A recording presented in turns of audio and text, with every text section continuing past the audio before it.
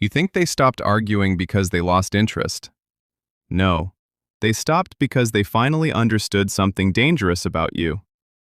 Most people think emotional maturity looks calm. But sometimes calm isn't maturity, it's detachment. Watch closely. The moment someone stops explaining themselves, stops defending, stops reacting, the relationship is usually already over in their mind. And the scary part? You rarely notice it while it's happening. Here's what most people never realize. Arguing only happens when someone still believes you can understand them. Think about that. People raise their voice when they still have hope. But once someone feels repeatedly misunderstood, the emotional math changes. They stop trying to win the argument. They start protecting their peace. And this is where people misread silence completely. They think, good, they finally calmed down.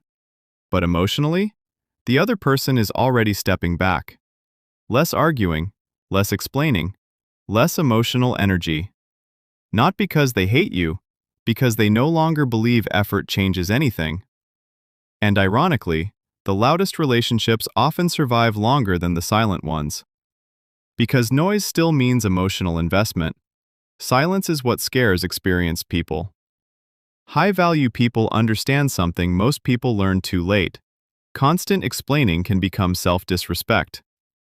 At some point, repeating your pain to someone who keeps dismissing it starts damaging your own self-worth.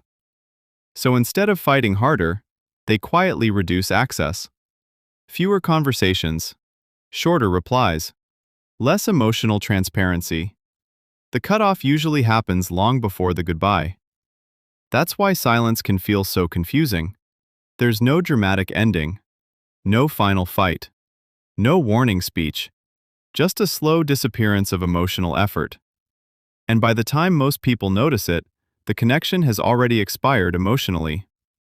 So, if someone still argues with you sometimes, that may not be the worst sign. The worst sign is when they no longer feel the need to.